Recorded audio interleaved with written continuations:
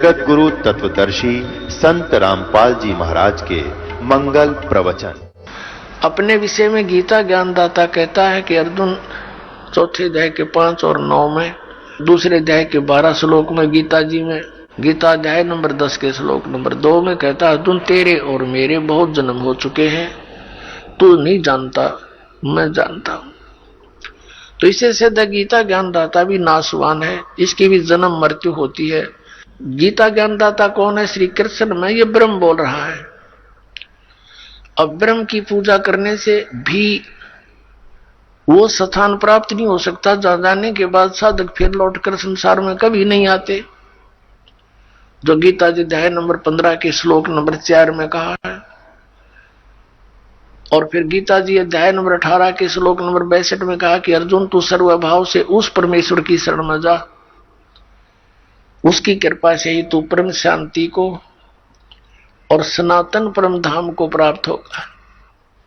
तो इससे सिद्ध हो गया कि उस गीता ज्ञानदाता से अन्य कोई परमेश्वर है जिसकी कृपा से वो सारा ये जन्म मृत्यु का ये झंझट, ये रोग, ये कति कटेगा और उसी से परम शांति होगी। अपने विषय में गीता ज्ञानदाता है कि 5 और 7 श्लोक में कहता है कि तू युद्ध भी कर, मेरी भक्ति भी कर, यानी मेरी शरण में रहेगा, युद्ध तो करना पड़ेगा तुझे, इससे परम शांति नहीं हो सकती।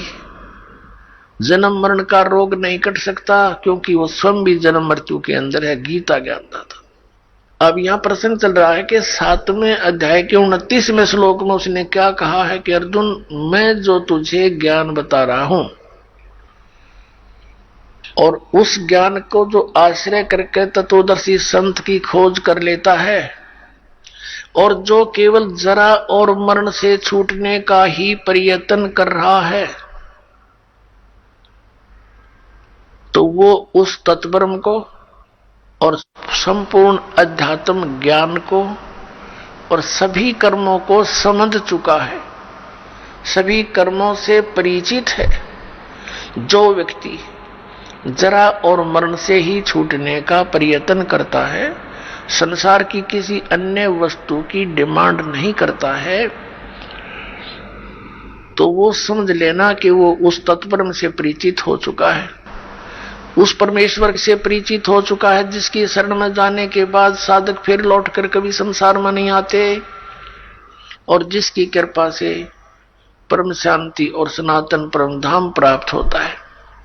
अब जरा माने वृद्धावस्था, बुढ़ापा, और मरण माने मृत्यु। जरा और मरण से जो छूटने का प्रयत्न करते हैं वो उस तत्ब्रह्म से परिचित है।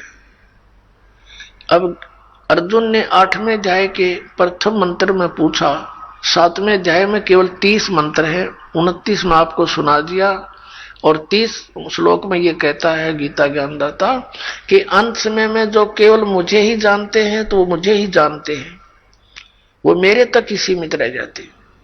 फिर 8वें अध्याय के प्रथम मंत्र में अर्जुन ने पूछा, फिर किम तत्ब्रह्म, जिसको जानने के बाद प्राणी जरा और मरण से ही छूटने का प्रयत्न करता, वो किम तत्ब्रह्म, उसके विषय में बताया है कि वो परम अक्षर ब्रह्म है। 8वें अध्याय के 3रे श्लोक में। गीता जी के अध्याय 8 के श्लोक नंबर 5 और 7 में तो वो अपनी भक्ति बताता है कि मेरी साधना कर, मुझ में भाव वाला बन, मुझे ही प्राप्त होगा, तो युद्ध भी कर। 8वें अध्याय के 13वें श्लोक में गीता जी में कहता है मुझ ब्रह्म का केवल एक ओम अक्षर है और अंतिम सांस तक उसकी भक्ति करता हुआ जाएगा तो मुझे प्राप्त होगा। गीता जी अध्याय नंबर 8 के श्लोक नंबर 6 में एक विशेष निर्णायक ज्ञान दिया है कि अंत समय में जो जिसमें भावित होता है, जिसकी आस्था जिसके अंदर रह जाती है, वो उसी को प्राप्त होता है। यही सूक्ष्म वेद में कहा कि जहां आशा तहां बासा हुई और मन कर्म वचन सुमरियो सोई।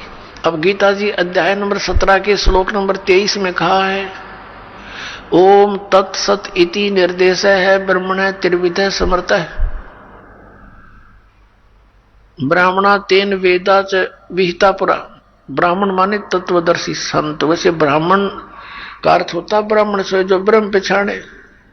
अब जैसे ओरिजिनल सतगुरु तो कबीर साहब थे और कबीर साहब थे एक, और ये नकली सतगुरुओं का अंत नहीं ऐसे ही ब्राह्मण का अर्थ असली होता है वो व्यक्ति जिसने भगवान को जान लिया।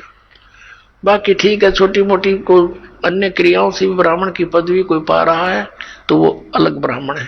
कि ओम तत्सत इति निर्देश है। ब्रह्मण माने सच्चिदानंद घन ब्रह्म, यानी पूर्ण परमात्मा परम अक्षर ब्रह्म के पाने की, उसके सिमरण की इस तीन नाम का निर्देश है। ओम तत्सत इति निर्देश है। निर्देश माने फाइनल, फैसला, डायरेक्शन। डायरेक्शन का अर्थ है अन्य बिल्कुल नहीं, केवल वही, नथिंग एल्स। ये सूत्र में जाए बस यही निर्देश, फाइनल ऑर्डर। और ब्रह्म ने सच्चिदानंद घन ब्रह्म के त्रिविध समर्थ है, उसका तीन विधि से सिमरण की विधि है, तीन प्रकार से सिमरण होता है। और जिन पुण्यात्माओं को इस दास से ये तीनों मंत्र प्राप्त हैं उनको पता है कि इनकी सिमरण की विधि तीन प्रकार से कैसे है। एक मंत्र ओम तो सार्वजनिक है, इसमें तत् ये सांकेतिक और सत भी सांकेतिक। गीता जी अध्याय नंबर 15 के श्लोक नंबर 16 और 17 में तीन पुरुष बताए हैं, एक सर पुरुष, अक्षर पुरुष। इन दोनों को रिजेक्ट किया है। ये और इनके अंतर्गत जितने प्राणी हैं, इन भगवानों के, पुरुष माने प्रभु, इन स्वामियों के अंतर्गत जितने प्राणी हैं, और ये स्वयं भी नाशवान हैं, जीव आत्मा किसी की नहीं मरती। 15वें अध्याय के फिर 17वें श्लोक में तुरंत कहा है उत्तम पुरुष है तू अन्य परमात्मा है उदारते है। कि इन दोनों से गीता अध्याय 15 के श्लोक 16 में वर्णित सरपुरुष और अक्षर पुरुष, इन दो प्रभुओं से उत्तम पुरुष, इनसे श्रेष्ठ पुरुष तो कोई और ही है, अन्य ही है। यह परमात्मा इति उदारत, कहते हैं उत्तम पुरुष तो अन्य परमात्मा इति उदारत, यह लोकचर्यम आविश्य विवर्ती अवैश्वर है। और वही परमात्मा कहा जाता है, वो श्रेष्ठ भगवान तो इन दोनों से कोई और है, सर पुरुष और अक्षर पुरुष से। वो कौन है? वो परम अक्षर पुरुष है, वो परम अक्षर ब्रह्म है। परम अक्षर पुरुष कहो चाहे परम अक्षर ब्रह्म कहो, सर पुरुष कहो चाहे सर ब्रह्म कहो, अक्षर पुरुष कहो चाहे अक्षर ब्रह्म कहो। गीता के अध्याय नंबर 8 के श्लोक नंबर 3 में जिसके विषय में कहा है वो परम अक्षर ब्रह्म है, उत्तम पुरुष है तू अन्य परमात्मा इति उदारत है। ये लोकचर्यम आविश्य विवर्ती, जो संसार रूपी वृक्ष की जड़ है, वो मूल मालिक है, जो सबका पालन पोषण करता है, जो तीनों लोकों में प्रवेश करके सबका धारण पोषण करता, वो वास्तव में अविनाशी परमात्मा है। अब प्रसंग चल रहा है 8वें अध्याय के 5 और 7 मंत्र में। गीता ज्ञानदाता अपने विषय में बता रहा है कि मेरी भक्ति कर मुझे प्राप्त होगा, लेकिन ओम नाम का जाप कर, ओम नाम से जो परम गति होगी वो ब्रह्मलोक प्राप्ति है। ब्रह्मलोक में गए प्राणी फिर वापस आते हैं, जन्म मृत्यु में रहते हैं। और गीता ज्ञानदाता स्वयं भी कहता है मेरे भी और अर्जुन तेरे भी बहुत जन्म हो चुके, तो नहीं जानता। तो इससे पूर्ण मोक्ष और सनातन परम धाम और परम शांति नहीं हो सकती। गीता जी अध्याय नंबर 17 के श्लोक 23 में ओम तत्सत तीनों भगवानों के मंत्र हैं, सर पुरुष, अक्षर पुरुष और परम अक्षर पुरुष के। सर ब्रह्म, अक्षर ब्रह्म और परम अक्षर ब्रह्म। तो सर ब्रह्म कहो, इसको सीधा ब्रह्म भी बोल देते हैं, इसको ज्योत स्वरूपी निरंजन काल भी कहते हैं। इसका ओम मंत्र है, यो तो इसने डिक्लेयर कर ही रखा है। अब उस परमात्मा को पाने की ये 3 मंत्र की साधना है या पूजा नहीं है, या साधना है। जैसे जल पानी नीर, जैसे दंदन सतगुरु वाले देते 3 मंत्र, अकाल मूर्त सब स्वरूपी राम सतपुरुष, ये तो पाना है हमने, इसको तो खोजना है। जैसे जल पानी नीर करता रहे, पानी का पता है पृथ्वी में जल है, वो मिले कैसे, उसके वो साधन खरीदने पड़ेंगे, लाने पड़ेंगे, बोकी मारनी पड़ेगी, सांस उस वास की। ये 2 मंत्र का ओम और तत् ये सांकेतिक है, ये अक्षर पुरुष का मंत्र है जिसको परब्रह्म भी कहते हैं। तो इन दोनों मंत्रों का श्वास उश्वास से जाप करना होता है। ये सांस उश्वास की बोकी लगेंगी और फिर वो क्या होगा, जैसे बोकी का काम है पाइप को जल तक पहुंचा देना, इन दोनों से जल बाहर नहीं आएगा, मिलेगा नहीं। फिर तीसरा हैंड पंप लगाना पड़ेगा उस जल को बाहर निकालने के लिए, प्राप्त करने के लिए। इन दो मंत्रों से, जो सतनाम के 2 अक्षर का मंत्र है, एक ओम और एक तत्, सांकेतिक दास बताता है इस पृथ्वी पर 21 ब्रह्मांड में इस दास के अतिरिक्त ना इस नाम से कोई परिचित है तीनों मंत्र से, और ना ही कोई अधिकारी है, ये सत्कर मान लेना। और कोई देता है तो धोखेबाज है। यदि कोई इस दास से लेकर के कहीं ये शुरू भी कर रखी होगी दुकान का नीच तो पावेगा कहीं ना कहीं लुका छुपा, फिर समाज उससे भी बच के रहेगा और उसके फंसे हुए जाल के भक्तों को भी समझाने की चेष्टा करेगा कि गलत आदमी का फंस गए तुम। ऐसे तो ये दुश्मन पहले बतेरे थे, दिन भ्रमित कर दिया, डबो दिया देश का देश, पूरे मानव समाज को गुमराह कर रखा। भगवान के शत्रु हैं ये, परमात्मा के बच्चों को मिसगाइड किए बैठे। अब ओम और तत्, ये तो सतनाम 2 अक्षर का, और ये राधा स्वामी के गुरुजी खुद कहते हैं जो 2 अक्षर का भेद बतावे सोए गुरु पूरा कहावे। इन 1 अक्षर का बिना बेरा था, 5 नाम काल के 5 उनका जाप करते हैं, जिस कारण से इनका मुखिया भी भूत की योनि प्राप्त किए हुए हैं और अपनी से सैबुकी में बढ़कर प्रवेश करके हुक्का पीवे और चूरमा खावे, रोटी खावे। अब खा यहीं पर खा धक्के, क्योंकि संत मिले नहीं और पिछली पुण्यकर्मी प्राणी थे ये महात्मा, आगे चार्जर ठीक मिला नहीं, सतभक्ति मिली नहीं, पिछली बैटरी डिस्चार्ज होगी, पुनः क्षीण हो गए, भूता बनना था। फिर करोड़ों लोगों को गुमराह करने का दोष सिर पर रख ले गया, वो तो दुर्गति इसकी न्यारी होगी। ये सत्कर्माना पुण्यात्मा दास का कोई उससे भाई बंटवारा ना, कोई किसी चीज का हिस्से में साझा नहीं, वे उसको उनको कोई झूठ बोलकर जनता को अपने पीछे लगा कर उनका कोई हिस्सा लेता हूं, नहीं। परमात्मा ने इस दास को वो ज्ञान दे दिया जो किसी के पास नहीं, इसके बिना जीव का कल्याण कति नहीं। परमात्मा के बच्चे अपना जीवन नाश कर रहे हैं। मुझे बहुत रोना आता कई बार बैठ करके, कौन सी साइड से समझाऊं भगवान, आप पर दया करिए अपने बच्चों को। आपने ये शुरुआत की है तो इसको पार भी लगाना परमात्मा, हम जीवों के बस का नहीं है इतने बड़े मिशन को सफल करना, आप ही दया करियो। तो पुण्यात्मा जो प्रसंग चल रहा है कि जैसे हैंड पंप लगाया, बोकी पहुंच गई, पाइप भी नीचे चलेगी, बोकी का काम हो गया पूरा। अब पाइप जो है उसके ऊपर एक हैंड पंप लगाना पड़ेगा। अब वो हैंड पंप को भी फिर उसकी पूजा है, उसका सिमरण करना है, वो सारनाम है, ये सतनाम है 2 अक्षर का, एक ओम और तत्, और सत जो है ये सांकेतिक है, ये सारनाम है।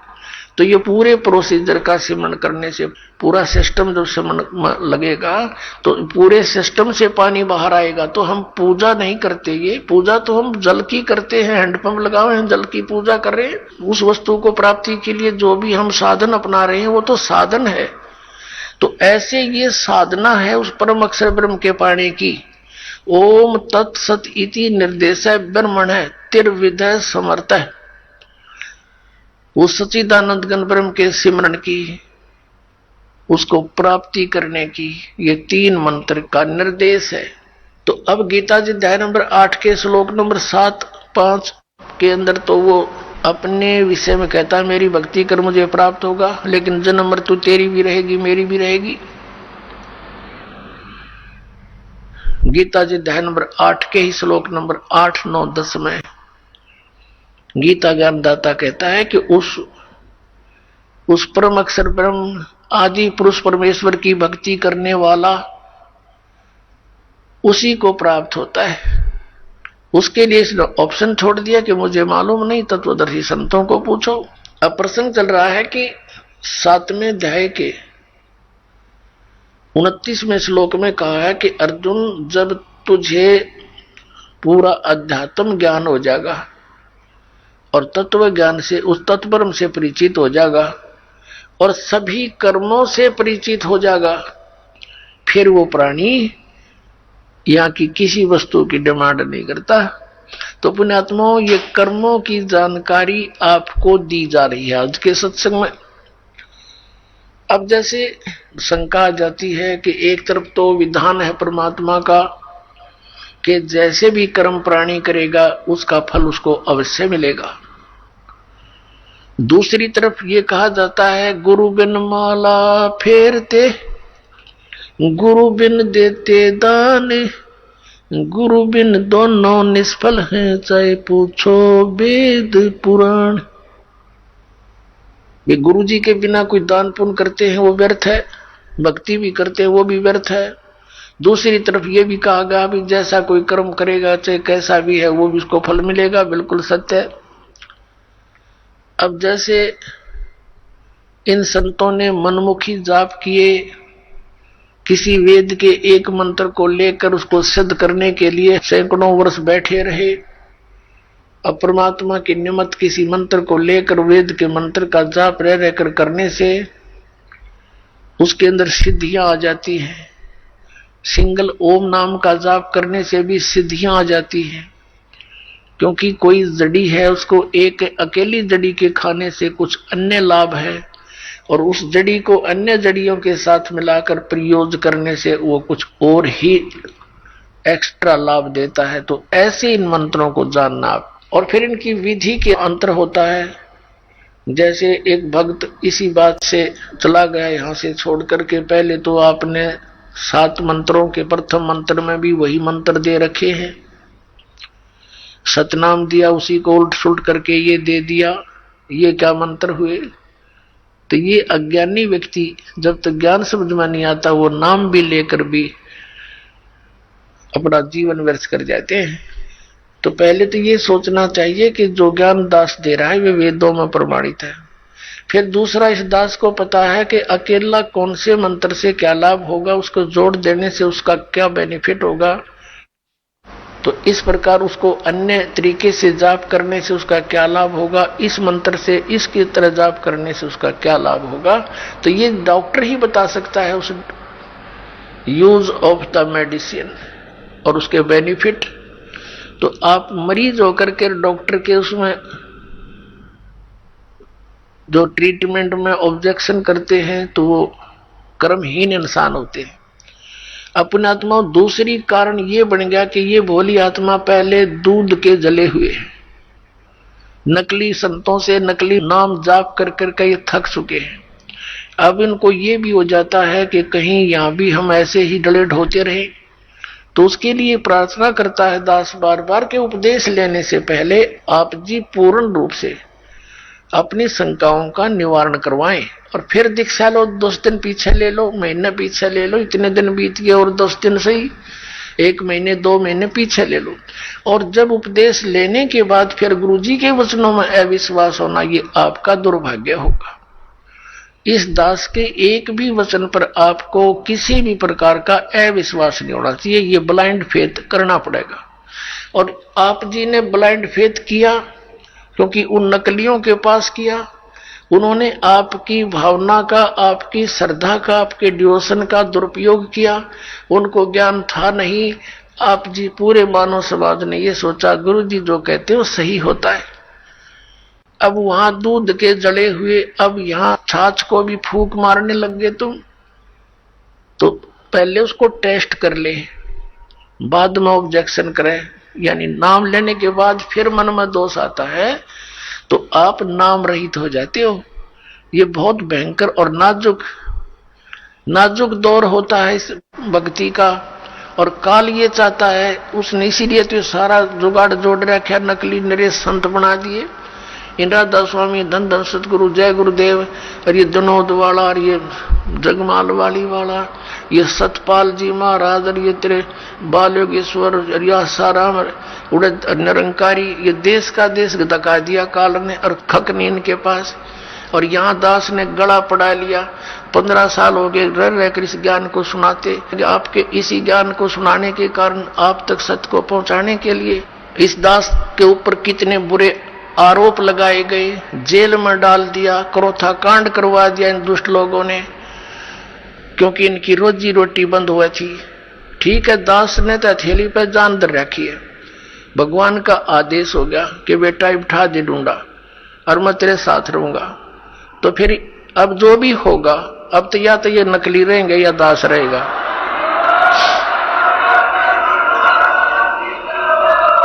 अज्ञान तो पहले था ही था, अब ये ज्ञान रहेगा, एक का रहेगा दूसरा नहीं रहेगा संसार में। आप देख लेना, कुछ ही दिनों की बात है।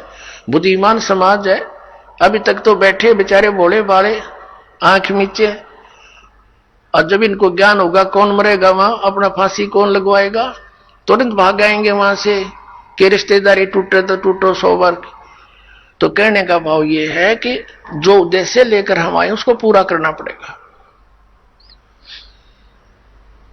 तो प्रसंग जो चल रहा है कि वहां तो लाखों लोग करोड़ों की संख्या में इकट्ठे हो गए चंद दिनों में, और यहां देख रहे कितना संघर्ष कर रहा है ये दास, और कितने जिन बच्चों को पुण्यात्माओं को ज्ञान हुआ वह भी अपने बहन भाइयों को, रिश्तेदारों को, दूर देश वालों को और संदेश देना चाहते हैं। हमारे साथ कितना ये अत्याचार किया जा रहा है। जैसे यहाँ हरियाणा में क्रोथा कांड करा के हमें जेल में ठोक दिया, क्रोथा आश्रम छीन लिया, तहस नहस कर दिया, झूठी अफवाहें फैला दी, गुंडा है, बदमाश है, वहां ऐसे होता था ताकि सब जनता उनसे नफरत करे और साथ में जितने उनके शिष्य हैं वो भाग जाएं। ऐसा गंदा व्यक्ति है रामपाल। तो मेरे बच्चों को मेरा पता था, क्योंकि वो तो मेरे सीने पर रहा करते थे, वो एक भी टस से मस नहीं हुआ और ना ही हो सकता। और जितना अब जहां भी प्रचार करने गए हमारे बच्चे मध्य प्रदेश में, वहां पर ठोक दिए जेलों में। लेकिन ये बेपरवाह है, ये तो और दूनी उमंग से गए, क्योंकि उनको मालूम है हमारे साथ भगवान है, सत्य है, सभी बहन भाई हमारे हैं, ये काल प्रेरणा से ही विरोध कर रहे हैं। तो पुण्यात्माओं, ये संघर्ष आप जी ने सब न करना पड़ेगा मिलकर। जब ज्ञान हो जाएगा, लड़ना नहीं है किसी से, लड़ने से तुम्हारा मिशन फेल हो जाएगा। कि किसके साथ लड़े, वो भी तो अपने बच्चे भाई बहन है, सभी मजहब धर्मों के, क्योंकि हम एक पिता की संतान है। ये हृदय से सोच लेना, फॉर्मेलिटी मत समझना। सच्चाई ये है, हम किसके साथ मरे। परमात्मा आए थे कबीर जी, उनके साथ कितना अत्याचार किया था, और किसी को उन्होंने एक शब्द भी अप नहीं बोला, किसी को श्राप नहीं दिया, क्योंकि उसको पता था मेरे बच्चे हैं, किसको मारूं और किसको श्राप दूं। तो पुण्यात्माओं, यहां आप देख लो पिछले इतिहास, किसी भी संत को जरा सा कुछ कह दे, श्राप दे दे, तेरा नाश होगा और उसकी वीरान मिट्टी हो जाए। अपना भी नाश किया उसने भक्ति का, और अगले को भी दुख दे दिया। तो वो परमात्मा थे। तो इसी प्रकार, इसी आधार से आपने इस मार्ग को आगे बढ़ाना है, दास का सहयोग देना है। अब प्रसंग चल रहा है कि जैसे कर्म करते हैं उसका भी फल मिलता है। और फिर कहते हैं, गुरु बिन माला फेरते, गुरु बिन देते दान, गुरु बिन दोनों निष्फल है, चाहे पूछो वेद पुराण। फिर दोनों ये बात एक पालड़े में कैसे होंगी, दो तलवार एक म्यान में कैसे आएंगी। अब एक म्यान में तो नहीं आएंगी, लेकिन इनको समझाना पड़ेगा। जैसे कोई किसी भी मंत्र का जाप करता है, या जैसे धार्मिक यज्ञ है, भंडारा होता है, ये धार्मिक यज्ञों में से आता है। वैसे ये सारा कुछ मिलाकर करने से ही ये राम नाम की गाड़ी बनेगी। जैसे हम भी यहाँ 5 यज्ञ करवाते हैं, एक यज्ञ है धर्म की, दूसरी यज्ञ ध्यान, तीसरी यज्ञ हवन की, चौथी यज्ञ प्रणाम और 5वीं यज्ञ ज्ञान की। एक यज्ञ धर्म की, यहाँ भंडारा चलता है भगवान का, बच्चे दान करते हैं, भगवान उनको अधिक से अधिक देता है, क्योंकि दान दिए धन मिले, दान चाहे तो धन कर, धन चाहे तो दान कर। तो दान करते हैं बच्चे, भगवान उनको 1000 गुना देता है। तो यहाँ कोई रोटी खाने नहीं आता व्यक्ति, यहाँ तो भगवान पाने आता है। ये हंस है सतगुरु के जो यहाँ आते हैं।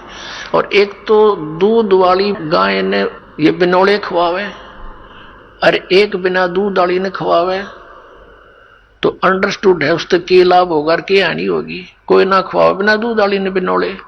तो ये जो भगत है, ये तो दूध वाली भैंस गाय समझ लो, और बिना भक्त है वो वैसे। लेकिन खाना द्वार पे आपके कोई आ जा, रोटी अवश्य खिलावे, प्रार्थना 100 बार करें भोजन पाओ, वो भी एक धर्म है।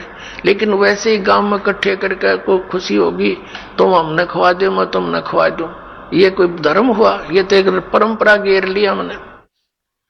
तो यहाँ धर्म होता है, शास्त्र अनुकूल साधना होती है। पूरे विश्व में एक स्थान है जो यहाँ पर धर्म होता है, जो शास्त्र अनुकूल साधनाएं होती हैं, और इसी से लाभ होता है। हम परम अक्षर ब्रह्म की मूल की पूजा करते हैं, अन्य कोई शाखा की करता, कोई तने पर की कर रहा है, कोई कहीं लग रहा है, तो और कोई वैसे सिर पैर नहीं उसका कीकर का लट गाड़ के उसने नो का यू आम का पौधा है, कोई बबूल बो करके उसको आम समझकर सींच रहा है। तो यथार्थ ज्ञान, यथार्थ भक्ति और सत प्रमाण आपको यही मिलेंगे। तो जैसे एक यज्ञ है धर्म की, दूसरी यज्ञ ध्यान या भंडारा होता है, दिन रात सदा व्रत चलता है। कबीर भगवान का सदा व्रत है ये, भगवान कबीर साहब का चला हुआ जीव के बस का नहीं। ऐसे सिस्टम को कोई बना दे या इस पृथ्वी पर चालू कर दे, सतलोक से भेजता अपने बच्चों के लिए एक्स्ट्रा ऐड आपके लिए। आपकी किस्मत में नहीं होता जो भगवान आपको कबीर साहब देगा, क्योंकि आपकी किस्मत में होता तो इससे पहले ही बहुत कुछ हो जाता।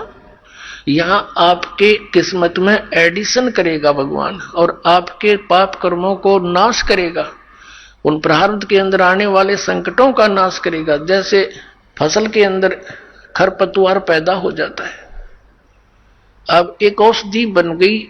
ये मटेरियल तो पहले भी था, लेकिन इसको बनाने वाला नहीं था।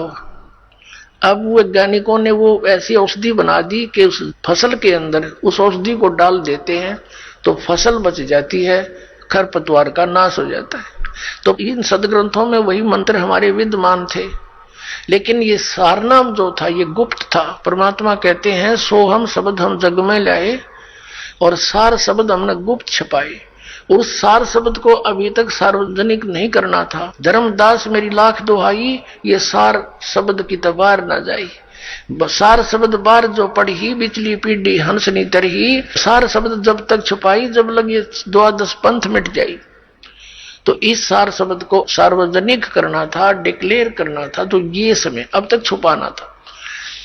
तो ये जो पाप नाशक औषधि ईब तैयार होगी, जो खरपतवार का नाश करती है और फसल सुरक्षित रह जाती है। तो इस प्रकार यहाँ जो भंडारे होते हैं, ये भंडारा है, ये धर्म यज्ञ है। दूसरी यज्ञ ध्यान की, या ऐसा ज्ञान सुनाया जाता है, उस परम पिता का चिंतन यानी ध्यान होता है, मेडिटेशन होता है। मेडिटेशन ये हठ योग नहीं है, 2.5 घंटे बैठ सुबह, 2.5 घंटे शाम। इससे पहले हजारों वर्ष डड़े ढोके चले गए उस ऋषि जी, हरिय राधा स्वामी धन सतगुरु वाले, और ये कहते हैं हम तो सीधे त्रिकुटी में ध्यान लगाओ है। एक भगत कह रहा था, बोला वो ऋषि कुंड से एडी में ध्यान लगाया करते, जो 18 वर्ष धक्के खा गए, वह भी त्रिकुटी में लाया करते। तुम ना सोचो थारी परम धनी लाई त्रिकुटी ने ढूंढ गए, या तो इन गा के घेर रखिए त्रिकुटी, इस आगे किससे ना पता, और उन त्रिकुटी का भी ना पता कहां पर है। तो ये ध्यान जो है ये क्या है, एक टेंशन टाइप होना चाहिए हमारा, टेंशन जिसका हो जाती है। जैसे किसी को किसी भी कारण से टेंशन होगी तो उसकी रह रहकर माइंड की सुई वहीं जाएगी, बात भी कर रहा है, थोड़ी देर के बाद फिर वहीं किसी से बतलाता है, 2 मिनट के बाद फिर वहीं ध्यान पहुंच जाता है। तो ये हमारा मेडिटेशन, ये है सहज समाधि। जो पति वर्ता पति से राती, आन पुरुष नहीं भाई हर में सुरत प्रीतम में, ऐसे ध्यान लगावे। जैसे बेटी अपने घर आ जाती है, वो रहती अपने पिता के घर पर है, लेकिन उसका ध्यान पति में रहता है, वहां के कार्यक्रम में रहता है, वो बातें भी करती है, काम भी करती है, लेकिन अंदर से उसका ध्यान वहां से, वो है मेडिटेशन। हमारा मेडिटेशन ये है, क्योंकि हम परमात्मा के यहाँ गुणों से, ज्ञान यज्ञ से ऐसा प्रेरित कर देंगे कि आपका ध्यान उस सचखंड के अंदर रहने लग जाएगा। ये तो गंदा लोग, कल मर जा, पता यहाँ कौन है, आगे पता नहीं कहाँ डालेगा ये। तो एकदम आपका यहाँ से सिमट कर, उल्टा हट कर, जब तक यहाँ रहोगे, जैसे लड़की अपने पिता के घर पे रहती है, सारा काम करती है, लेकिन उसकी अंतिम इच्छा होती है पति आवर, चलो अपना काम संभालूंगी, वहां से ऐसे बहुत सा कार्य है। तो ये हमारा मेडिटेशन ये है, ये सहज समाधि कहलाती है। और फिर क्या बताया, जैसे आप कई दिन पहले यहाँ आने के लिए, क्योंकि घर में 2 सदस्य नाम ले रहे हैं, 4 नहीं ले रखा, तो वो रोज वो ये भी कहते हैं तीसरे दिन चले जाते हो, तुमने तो पता नहीं क्या पा गया। तो वो भी चिंता बन जाती है कि ये हम चालन की कहेंगे, ये त्योड़ी गिरेंगे। तो उसके लिए भी आपको सेटिंग करते हो, पहले से कोई अच्छी तरह घना काम करते हो, 100 काम सेट करते हो, कहीं ट्या ना करें। तो वो भी जानना है भगवान का यहाँ आने के लिए। तो इस प्रकार दूसरी यज्ञ ध्यान और तीसरी यज्ञ हवन की यहाँ पर जोत जलाई जाती है उस देसी घी की, गाय और भैंस के घी की। अब वेदों के अंदर कहीं भी यो बटबाड़ के हवन करने का निर्देश नहीं है। ज्योति यज्ञ बोला है, ज्योति यज्ञ। एक ज्योति से यज्ञ होता है, हवन होता है, ज्योति हवन।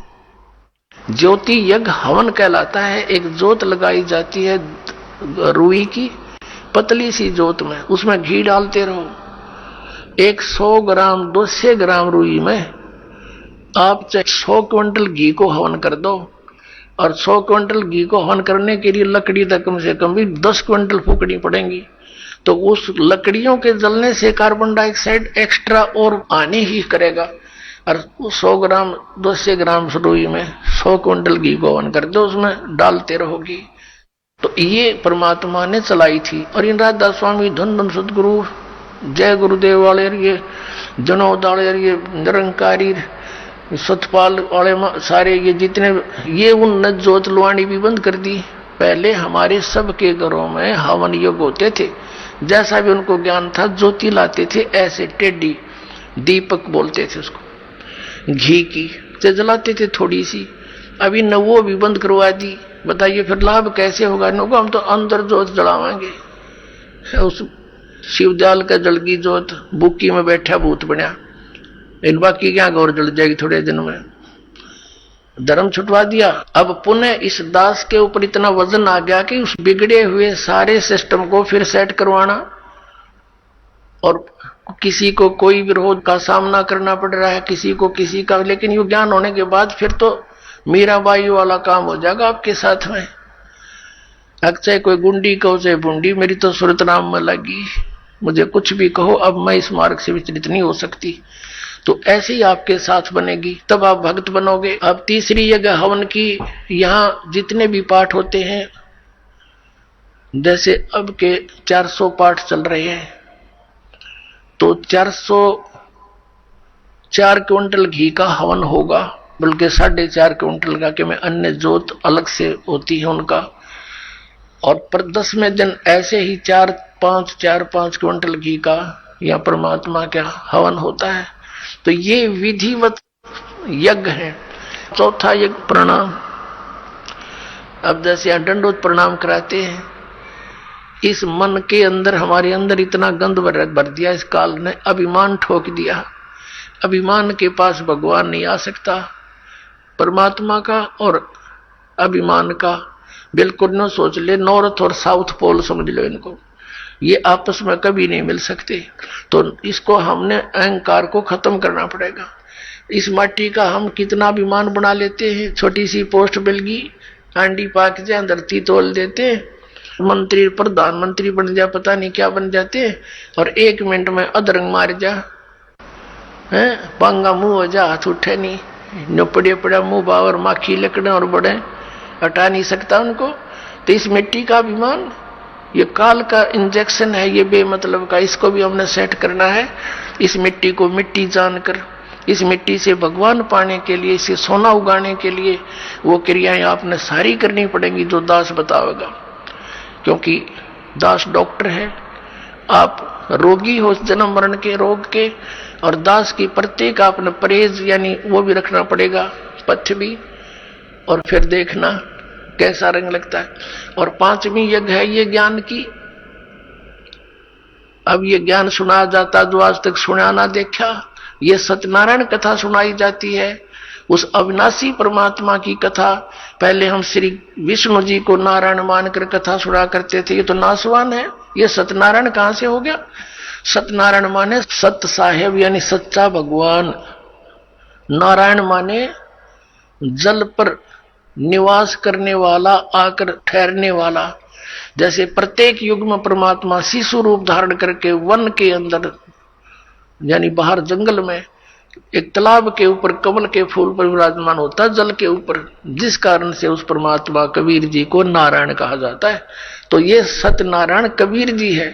तो यहां कहते हैं जगत का पेख ना पेखा, धनी का नाम ना लेखा।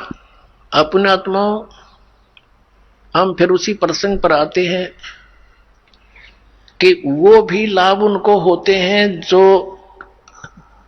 एक, जैसे किसी ने किसी व्यक्ति के कहने से या देखम देखा कहीं पर तीर्थ पर जाकर भंडारा कर दिया, कहीं पर कंबल बांट दिए, पक्षियों को दाने डाल दिए, कुत्तों को रोटी डाल दी, कोई प्याऊ बनवा दी, कोई धर्मशाला बनवा दी, कोई कुआं बनवा दिया।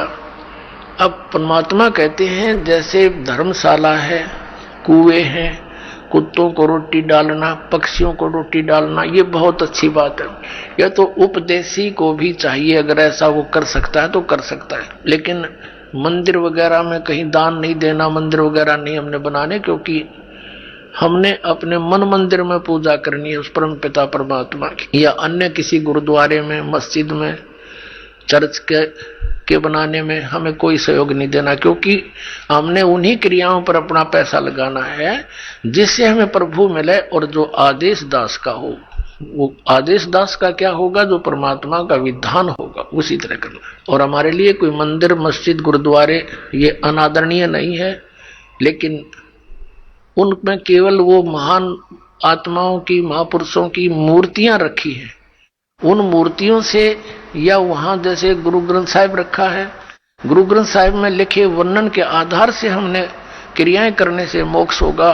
केवल किसी गुरुद्वारे के अंदर और गुरु ग्रंथ साहिब को रखकर ही उसका आदर सत्कार करते रहने मात्र से नहीं, आदर सत्कार तो सबका करना। जैसे मूर्ति है, एक सेब की मूर्ति है, सेब की मूर्ति तो प्रेरणा करती है कि ये सेब है, इतना बढ़िया होता है, इसके खाने से क्या लाभ होता है। लेकिन वो पत्थर की मूर्ति सेब वाला काम नहीं करती। वह मूर्ति जरूर है उस पत्थर, उसकी वो अनादरणीय नहीं है, लेकिन वो मूर्ति सेब वाला काम नहीं कर सकती। जिन भगवानों की तुम मूर्ति बनाए रखे बैठे हो, वो मूर्ति वो काम नहीं कर सकती जो भगवान करेंगे। और उन भगवानों से लाभ लेने के लिए उनकी प्राप्ति के मंत्र भी इस दास के पास है, जो सबसे पहले वही दिए जाते हैं जिससे वो आपको कुछ लाभ दे सकेंगे। तो इस कारण से उन मंदिर, मस्जिद, गुरुद्वारों में परमात्मा की खोज में नहीं जाना, ये मनाही है। अब क्या आ गया, प्रश्न आता है कि जैसे ये भी धर्म करते हैं, गुरु बना नहीं रखे, और बना रखे हैं तो नकली बना रखे हैं, उनसे कोई लाभ नहीं होगा। और फिर उनसे भी लाभ होता है, कैसे? और फिर ये भी कहते हैं कि जैसे कर्म करोगे फल तो मिलेगा ही मिलेगा, अवश्य मिलेगा। जैसे आप देखते हो एक कुत्ता बैठा है गाड़ी में, एक कुत्ता गाड़ी में बैठा है, मनुष्य उसका ड्राइवर है, और वो बैठा पछली सीट पे और खिड़की में गन्नू मुंह काट के देख रहा है नो सैर सपट्टे से खूब। अब उस कुत्ते के रहने का एक अलग से रूम, उस रूम में एसी लगे होते हैं आजकल, और महीने में एक बार दो बार जो है ना वेटरनरी सर्जन उसकी जांच करने आता है, डॉक्टर, और सुंदर शोधित उसको जल और शोधित उसको आहार मिलता है, और उसका रहता कोठी में, और ड्राइवर उसका मनुष्य है आज के दिन। तो उस पुण्यात्मा ने कभी मनमुखी ये दान धर्म किए थे, उन दान धर्मों का फल उसको कुत्ते की योनि में मिल गया। यदि वो मर्यादावत करता, परम संत की शरण लेकर करता, और किसी कारण से मोक्ष प्राप्ति ना होती, यहां भी रह जाता, तो उसको वो सुख मिलते जो उसने कुत्ते की योनि में मिले, उसको मनुष्य जीवन में मिलते वो सुख सारे मिलते किए हुए। और फिर मनुष्य योनि में कभी ना कभी कोई संत भी मिल जाता। अब उसने जैसे जिसने मनमुखी दान किए, धर्म किए, कुत्ते की योनि प्राप्त कर ली। एक मनुष्य को सुविधा नहीं आज के दिन, ऐसे उन कुत्तों को सुविधाएं हैं, तो उसने सारा पुण्य अपना कुत्ते की योनि में खत्म किया। अब कौन उसने गद्दा में बैठा होगा, अब कहां से लाएगा वो सुविधाएं? तो इस प्रकार ये जो किया हुआ कर्म तो मिलेगा ही मिलेगा, लेकिन जो गुरु के बिना दान करते हैं वो इसलिए यूजलेस है, उसने तो जीवन नाश कर लिया। गुरु बिन माला फेरते, गुरु बिन देते दान, गुरु बिन दोनों निष्फल हैं चाहे पूछो वेद पुराण। और जो भक्ति बिल्कुल नहीं करते, राजपाट में अंधे हुए फिरते हैं, उनके लिए परमात्मा बताते हैं अगम निगम को खोज ले, बुद्धि विवेक विचारी, उदय अस्त का राज मिले, तो बिन नाम बेगारे। पुण्यात्माओं, आप इस मार्ग से परिचित हो जाओ शीघ्र से शीघ्र, नहीं तो आपका अनमोल जीवन नाश हो रहा है काल की भूल भुलैया में। परमात्मा कहते हैं झूठे सुख को सुख कहे यू मान रहा मन बोध, यो सकल जमीना काल का कुछ मुख में कुछ गोद। एक व्यक्ति का पोता होया, पुत्र प्राप्ति हुई, उसकी खुशी मनाई, 10-12 गांवों को खूब भोजन कराया और शराब स्वरूप पिलाई, ठाठ किए, खुशी मनाई हैं। और अगले वर्ष जन्मदिन मनाने से पहले ही मर गया पोत्र। अब टक्कर मार रहे हैं, अब मना लो खुशी, जमा लो 12 गांव में। परमात्मा कहते हैं झूठे सुख को सुख कहे यू मान रहा मनमोद, ये सकल जमीना काल का कुछ मुख में कुछ कोद। इस काल भगवान को, सरपुरुष को श्राप लगा हुआ है 1 लाख मानव शरीरधारी प्राणियों का नित आहार करने का। ये जिस कारण से अपने तीनों पुत्रों रजगुण ब्रह्मा सतगुण विष्णु तम गुण शिव जी से ये सती थी, ये अपनी फसल ये बवा रखी है, इसने संभाल रखी है, सारी व्यवस्था इनके हवाले कर रखी है, इन्हीं से करवा रहा है। ब्रह्मा जी के रजोगुण से हम यहाँ पर संतान उत्पत्ति करते हैं। जैसे मिर्च का छौंक लगा जीव के बस का नहीं, वो छींक ना आवे, तो ऐसा प्रेशर है यहाँ सभी प्राणियों पर संतान उत्पत्ति करने का, फिर यहाँ के राजपाट सब ठाठ करने का, व्यवस्था करने का, उस गुण के कारण दबाव है।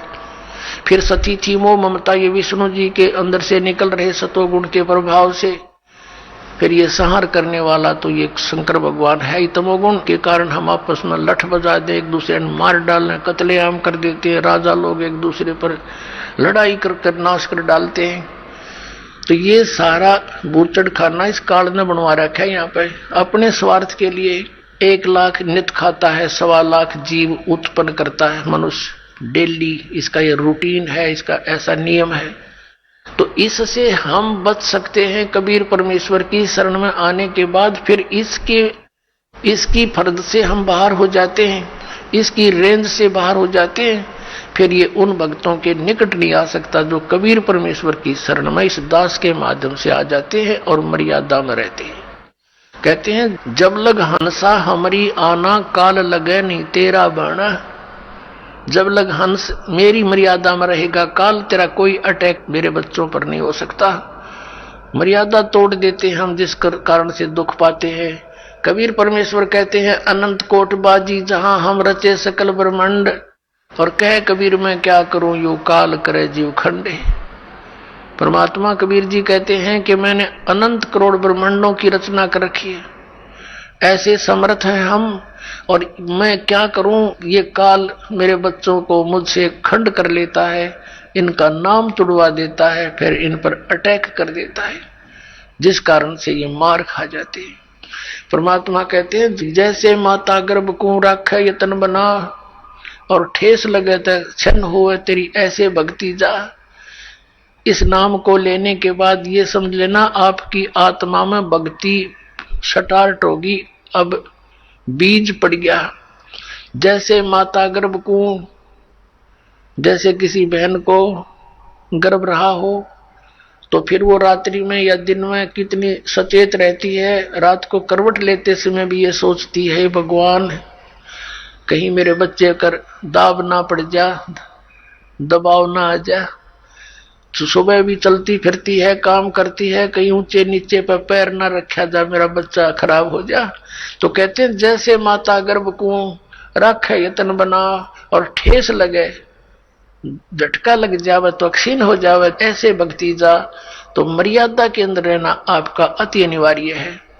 मर्यादा कितनी कंपलसरी है और क्यों बताई है भगवान ने। जैसे हम कथा सुनते आए हैं कि एक बार लक्ष्मण ने सीता जी के कुटिया के चारों ओर रेखा खींच दी थी और कहा था कि हम जा रहे हैं मृग को खोजने के लिए, आप इससे बाहर मत आना, इसके अंदर कोई नहीं आ सकेगा। उसी समय रावण का उद्देश्य था उसको उठाने के लिए, सब उसने ये षड्यंत्र रचा था। रावण जब आया साधु रूप बनाकर भिक्षा लेने के लिए, तो उस रेखा के निकट आते ही रावण को एकदम इतनी लपट लगी अग्नि की, 10 कदम दूर जाके खड़ा हो गया बहुत स्पीड से, और सीता से कहा कि माई, साधु संतों को साथ ऐसा नहीं करना चाहिए, और भिक्षा देनी है तो बाहर आकर दे दीजिए, नहीं तो तुझे ये हो जाएगा वो हो जाएगा। उसने सोची कि साधु संत है, क्या फर्क पड़ता है, भिक्षा ले अभी देकर वापस आ जाती हूँ। उसने रेखा उल्लंघ कर रावण के भिक्षा देनी चाहिए थी, तो वहीं से बाजू पकड़ ली, उठा ले गया और पटक दी वहां लंका के अंदर 9 लखा बाग में।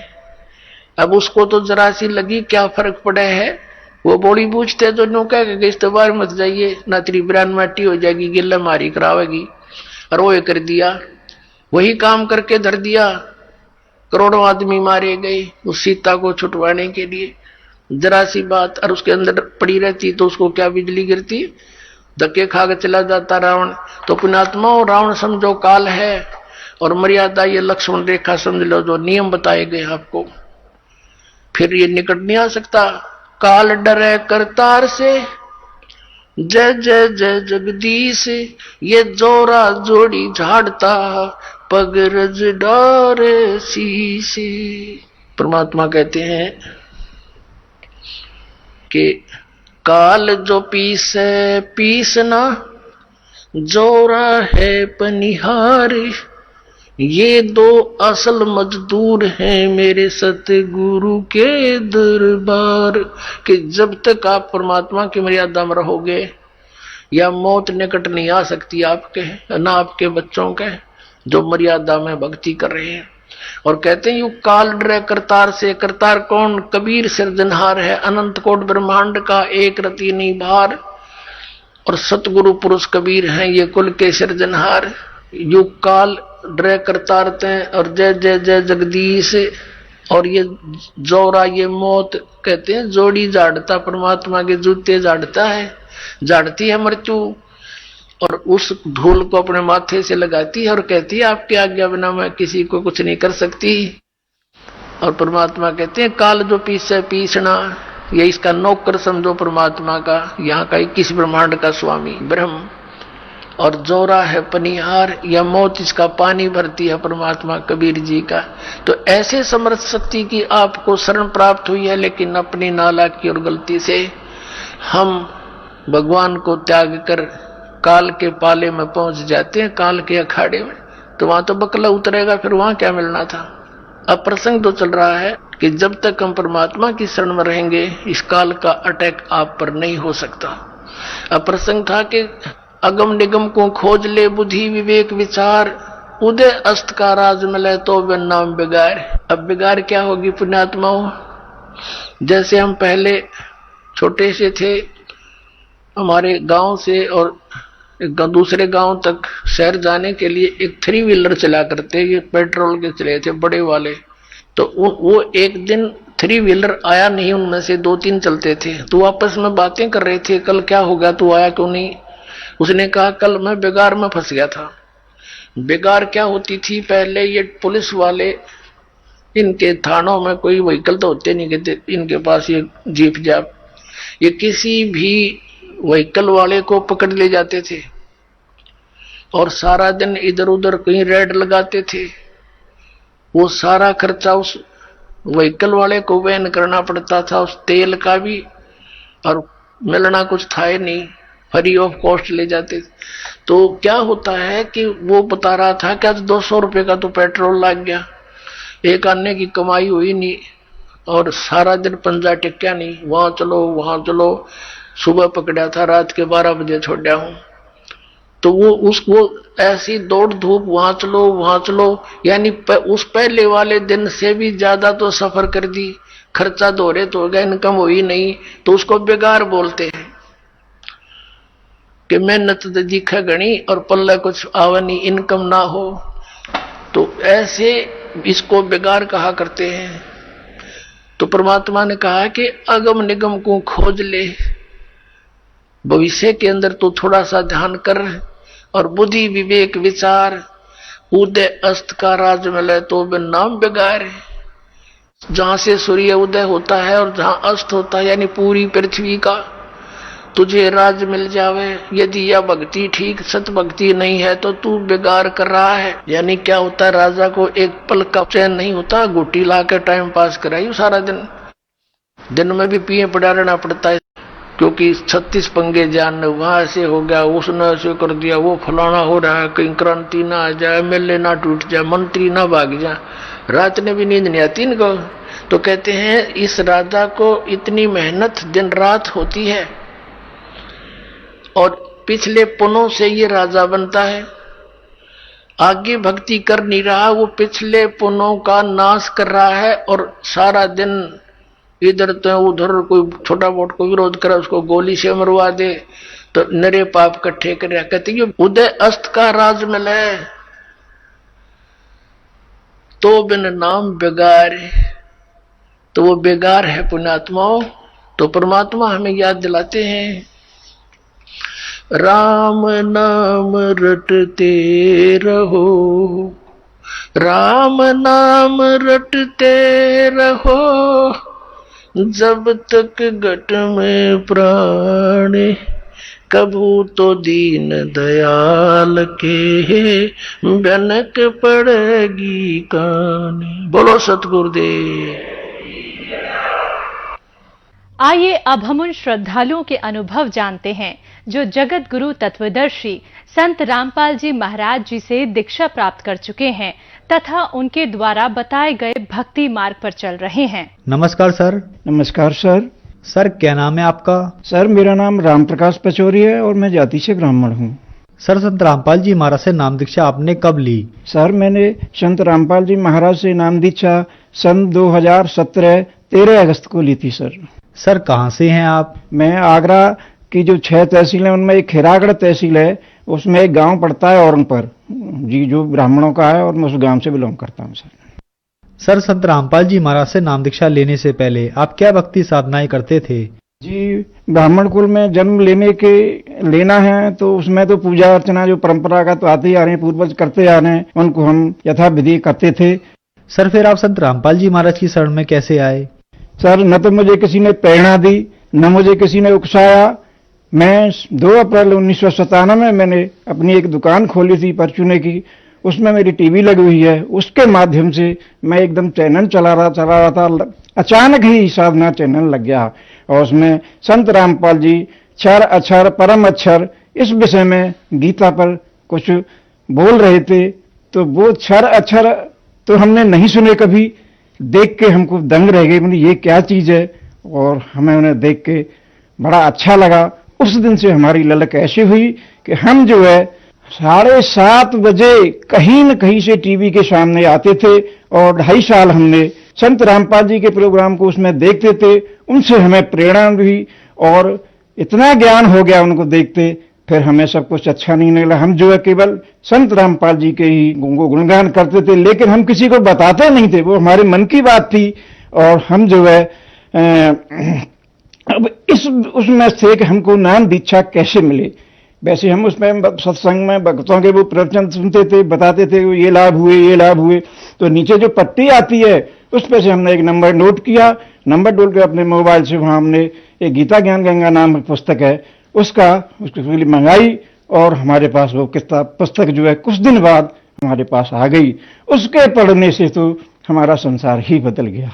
उस दिन से अब हमको ये थी कि नाम दीक्षा हमको कैसे मिले, कब मिले, कैसे मिले। वो मुझे आगरा नामदान सेंटर पर लाए और वहां मैंने संत रामपाल जी से वहां नाम दीक्षा ग्रहण की।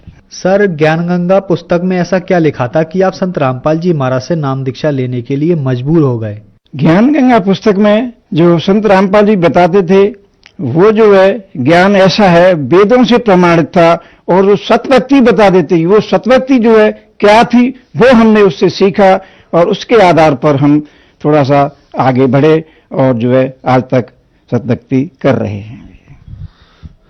सर, संत रामपाल जी महाराज की शरण में आने के बाद क्या आपको लाभ भी प्राप्त हुए?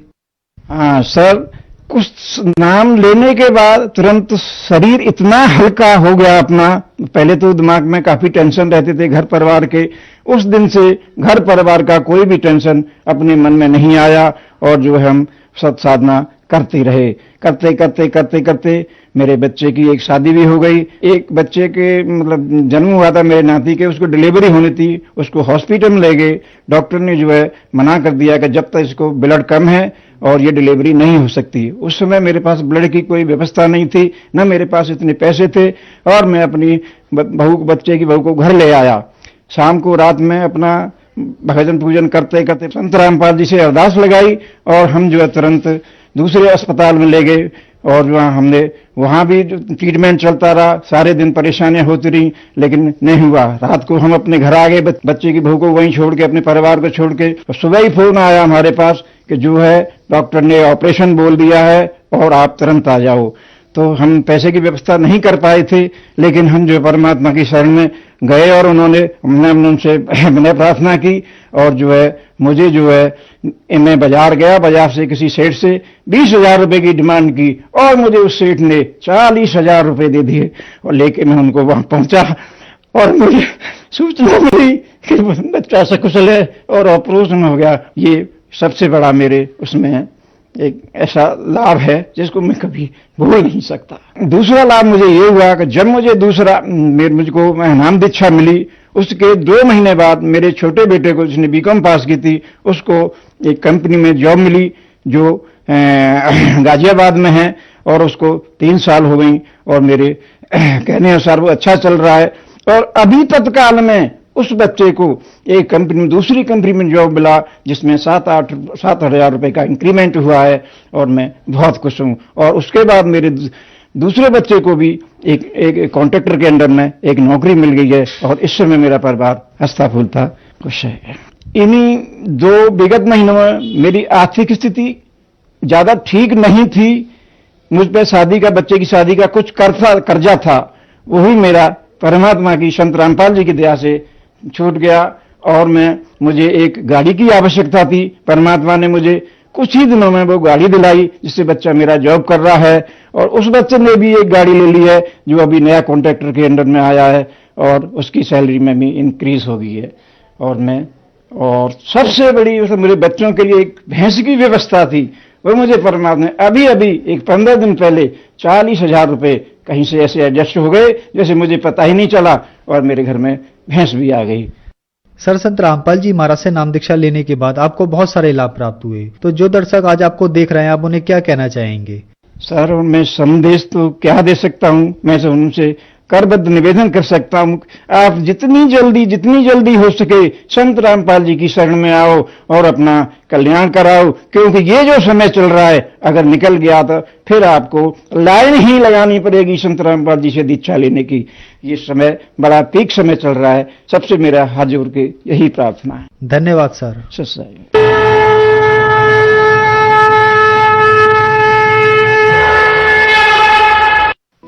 आप सुन रहे थे जगत गुरु तत्वदर्शी संत रामपाल जी महाराज के मंगल प्रवचन। अधिक जानकारी के लिए संपर्क करें 8222-880-541 8222-880-542 822